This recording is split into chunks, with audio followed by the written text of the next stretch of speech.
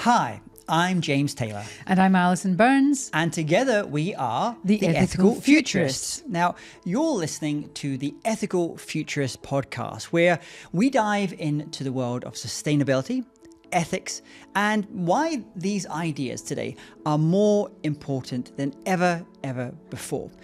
Now, join us as we engage with leading thinkers, with business leaders, with academics, with entrepreneurs, with investors, and change makers to uncover the latest ideas shaping a more ethical and sustainable future. We're going to be covering a lot of different things in this podcast as well. We are indeed.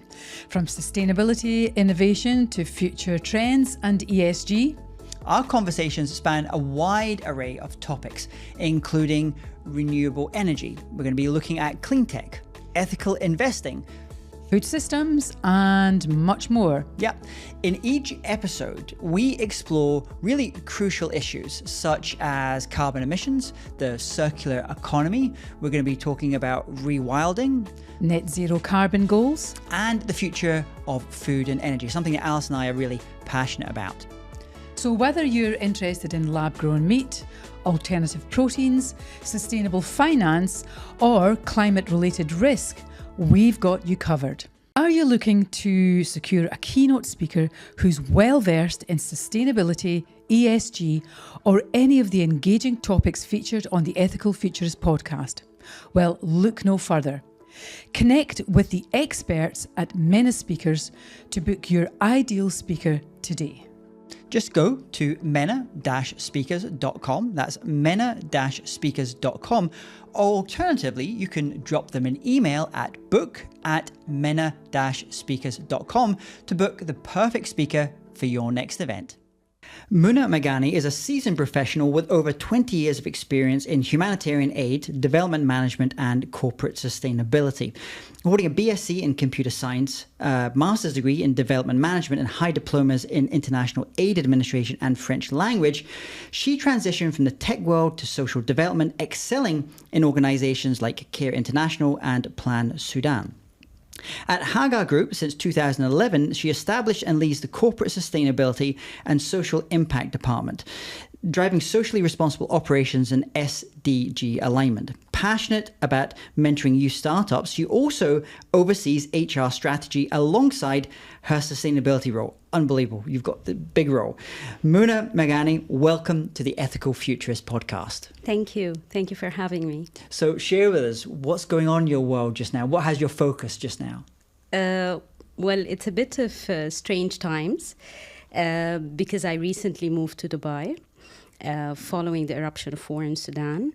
Our business there has been seriously affected. So we lost a few of our companies, we lost a few of our staff, and basically my workload has become much less. So I'm using the opportunity to work on a few certifications. Luckily, I'm one of the few who has managed to keep my job, and I'm trying to venture into training. I'm a certified master trainer now, and I'm looking at training particularly youth in sustainability and ESG, because I sensed that there's a gap there in the UAE, and I hope I'm not wrong. Well, it's quite a CV that you've got. Tell us, how did you first get into the work that you're doing now? What led you to that role? Well, it came naturally. I started off by working with a few NGOs in Sudan, either as a volunteer or just out of interest because my mother was doing the same thing. And then when I studied, I don't know, I have no clue why I chose to study computer sciences. I think we get to choose what to study at an age when we're most erratic, I think. And so I studied computer sciences, and then I realized it was not at all for me. It was not my thing. I did not like it, zero passion. but I did it nevertheless. I did 5 years of that. And then I was like, just let me venture into something that I like and that I find myself in. And I started exploring, and I found a few volunteering opportunities and training opportunities with Care Sudan and then with Plan. And then I started studying development aid and humanitarian aid. And I continued doing so until I started doing the same within the private sector, which was another way of doing it. I mean, the private sector at one moment in time realized that it needs to be as well involved in philanthropy, in community development, and from there it changed to sustainability and governance and a focus on the environment. Yeah. Do you think that's helped you find your purpose then? Yes, Yeah. That's where my heart lies. Yeah. So sustainability. And what do you feel are your top accomplishments in the role as Chief HR and Sustainability Officer at Hagar?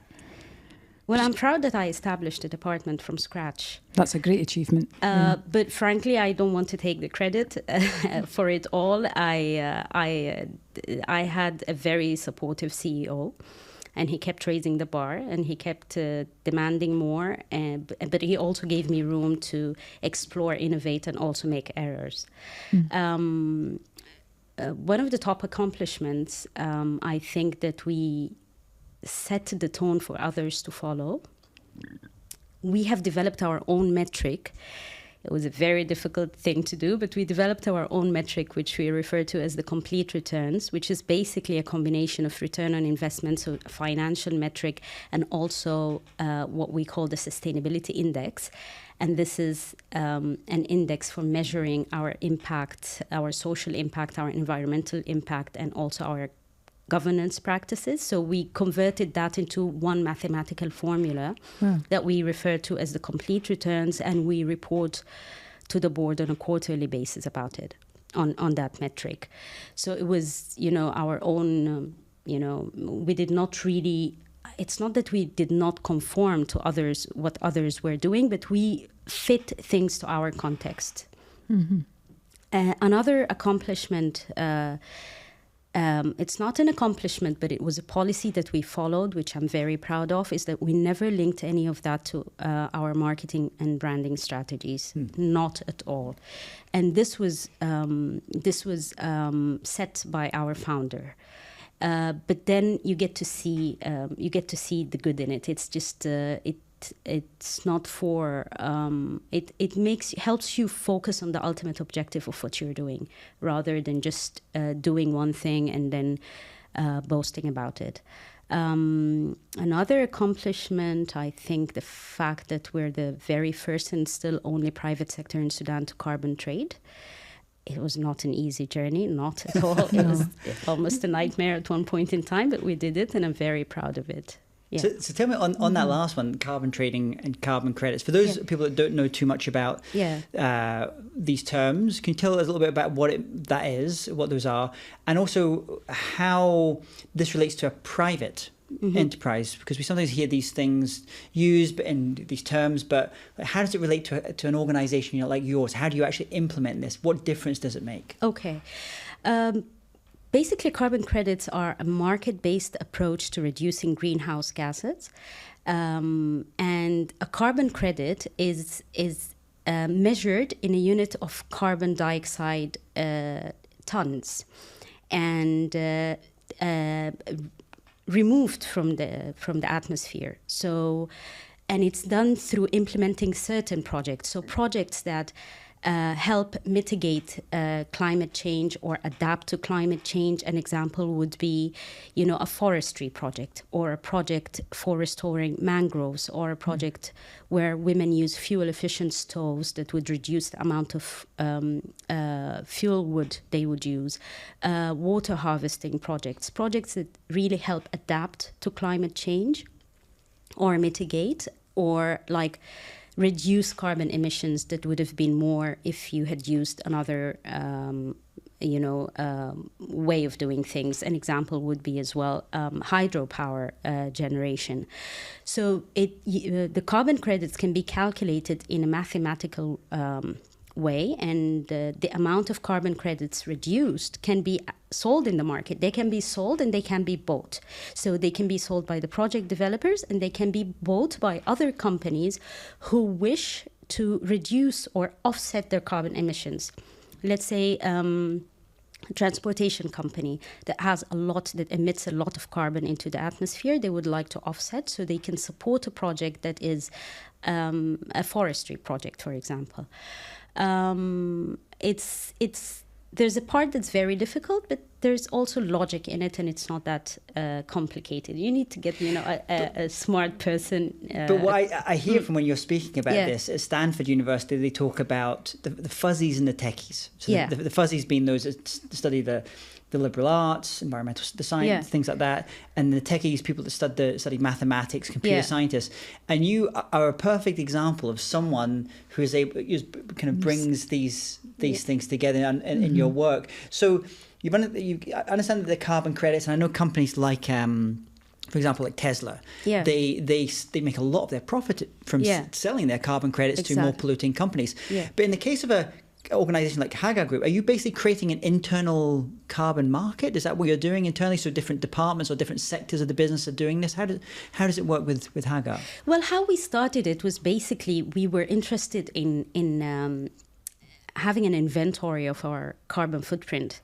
So we just did that, frankly, for the sake of exploring. And we did that back in 2012. And when we did it, we were like, okay, what's next? At one and the same time, we were trying to create partnerships with UN agencies and international NGOs and national NGOs. And then we created a partnership with WFP, which had a similar project with a women-based organization in Western Sudan. So we were like, we would like to get involved in that. And so we created this tripartite agreement where we were providing the funds, but we were also supporting the national women-based organization to implement the project and to help them monitor it and verify it. To be able to actually trade in carbon credits, you need to get a third party to monitor and verify your project, definitely. So we registered the project under the Gold Standard Foundation. They used to do the monitoring and verification for us. It was not an easy task, but it was doable. And what we did is that whatever we traded, we split 50-50 with the women organization. And we used the money to get involved in other environmental activities. And part of it, we were supposed to start a phase 2, but unfortunately, when war started, we couldn't. Yeah. So that's kind of understanding that, and we're going to have links here if people want to understand a little bit more about this topic, and also Hagar Group and the work you've been doing as well. So that's one side. But I know another area that you're really passionate about is kind of ESG legislation, which now kind of starts to. There is an overlap, I guess, between these as well. I mean, Alison.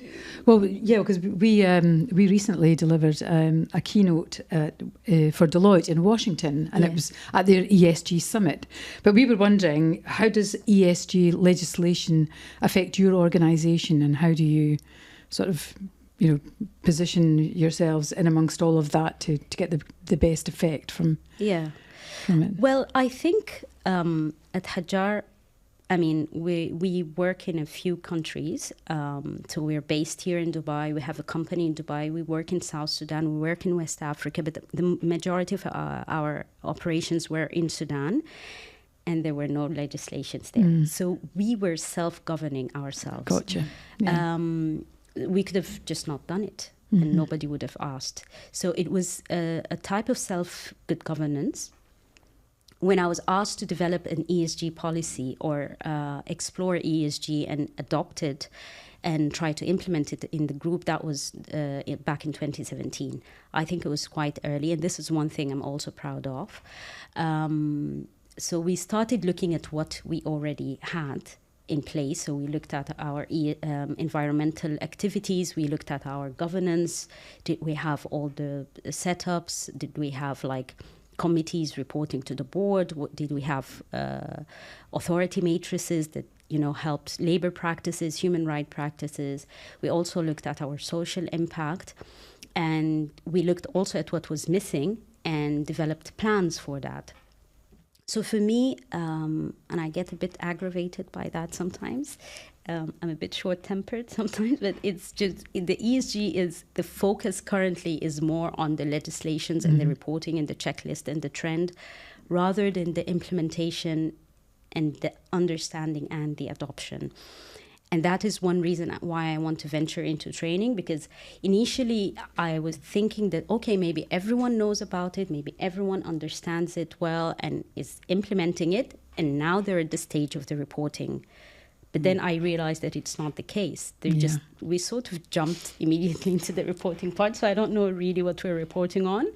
And it makes us lose sight, again, of the ultimate objective of what ESG is all about. So the legislations are good. They could encourage and promote companies to take stock of what they're doing. But it's also not the end objective. But there's now I see in the market all over the place all these sorts of platforms, applications that helps you keep track, helps you monitor. But I mean, we need to make it a cross-cutting issue, make it embedded within the companies and then, or within the organizations, and then report on it. It's interesting you're talking about the training piece as well, because certainly we found, talking to a lot of different companies, they're still very much within that kind of compliance mindset and data, which and data needs to be, and you did an amazing job with the organization, like bringing all that data together and quantifying and verifying. But the training piece is often left out. So it's one. So you've gone through this in a microcosm in your organization. You've gone through this journey, and I'm sure there's lots of people listening to this just now who are going through the same journey themselves, and maybe they have been tasked, like you've been tasked, to kind of oversee this and drive that change. Can you tell us a story maybe of an aha moment as you've been going through this transition for your organization and developing these processes and ways of doing things? Well, I would say it was when I moved from working for international NGOs and the European Union, namely, to the private sector. And when our CEO asked me to develop the policy, and I realized that he entrusted me with and empowered me to make change, and that I did not really need to conform with what I was doing or the rules and the policies that were set somewhere in Brussels or the UK, and that we can develop our own policies fit for our own context, fit for our country. And it was overwhelming, but again, at one and the same time, it was very encouraging. It helped me, develop. It helped me explore, innovate, make change, and also, create success, but based on perseverance and commitment, and always bearing in mind that I was given a responsibility that I need to use well. So this was a moment for me that helped me, propel forward and helped me create change. I would like to say positively. So you're a change maker. Yeah, that's great. And hopefully now you mentioned the training side, you will be generate lots of new change makers. Hopefully, I'm still exploring this opportunity. I actually have a demo training tomorrow with one organization. Watch this space. We'll make sure to put any links here as well. As we start to finish up, just a quick fire round for you here. If you could recommend one book that you recommend to our listeners, if they want to learn more about sustainability, what book would you recommend? The book is not necessarily about sustainability, but it has links, and it's a book it's the biography of Wangari Maathai. She's a Kenyan environmentalist. It's called Unbowed, and it's about her journey to help to tackle environmental issues in Kenya, fight corruption, and her attempts led to the creation of the Green Wall in Africa. I was very impressed by her perseverance, and she was fought a lot, she was resisted a lot, but she persevered and she managed to create change. So it just gives you, it shows you how one person can make a huge difference when you believe in something, when you're passionate about it, and when you do things the way you think are right and not necessarily following trends and, following others. Yeah. A trailblazer. Unbowed. Yeah. Unbound. And what about podcast? Well, you're on a podcast just now, but are there any podcasts, what do you listen to? It could be around sustainability or something just, other change makers that you listen to that can inspire you. I follow sustainability practitioners online. And currently I'm quite impressed by a Sudanese lady called Jehan Hyde. Okay. She's doing a lot when it comes to sustainability. I think she's based in London. So we just know each other online. I haven't met her. But she's also like raising awareness on the topic, educating people, having trainings conducted. So she's one person I'm following these days. Maybe if we end up doing season 2 in London, we need to have her on the show as a future guest. Yeah. What about, is there a website or a tool or an app that you find indispensable, you find really useful in the work you do? Well, I just follow pages on LinkedIn that are there. There's a lot on ESG. There's a lot on corporate social responsibility. There's a lot on sustainability, and I do most of my readings there. Yeah. Great. And just, I think this is the penultimate question. Penultimate question. Yeah. What does an ethical and sustainable future look like for you, and what would that world look like, and how do you see the future being left for future generations? Well, it's quite worrying. It is a concern. Absolutely. It is, but it's. I would love to imagine a future where there is peace, justice, and freedom. Mm-hmm. A peace where I would love to imagine that this future is being led by women, but it's not necessarily the case. As long as it's being led properly. And, I would love to see a future where, the great dominant powers that we have now no longer exist. Those who set the tone, those who monopolize economies, those who play games and are no longer there. Where people are able to express themselves, to live freely, and to just create no harm. And do no harm and live peacefully. Do no harm. Do no harm. Nice way of finishing it. Absolutely. And if people want to connect with you, to learn more about you at the work of Hajra Group, what's the best place? Where should they go to do that? Well, I use LinkedIn a lot. I'm not much of a social media person other than LinkedIn. Yeah. Great. Well, we'll put all these links here, including to the book recommendations, podcast recommendations as well. Muna Merghani, thank you so much for coming on the Ethical Futures podcast. Thank you. Thank you for having me. If you're considering making sustainability or ESG one of the themes for your next conference, your event, or perhaps a company retreat, then why not invite Alison and myself to be your keynote speakers or event MCs? We've delivered really inspiring co-keynote programs for some of the world's largest organizations from all different kinds of industries. Now, the Ethical Futurist keynote will take your audience on a journey to discover how the world's most ethical and sustainable companies are really innovating in their industries. So if you'd like to learn more about booking Alison and I as the Ethical Futurist for your next event, then simply head to theethicalfuturists.com/speaking. That's theethicalfuturists.com/speaking to schedule a call to discuss with us your next event. We're delighted that you listened to this podcast, and we'd really thank you if you could just take a moment now to subscribe to this podcast on your favorite podcast platform. Also, while you're there, why not give us a 5-star rating and leave us a review? It would really mean a lot to Alison and I. So from me, James Taylor. And me, Alison Burns. Thanks for listening to the Ethical Futurist podcast.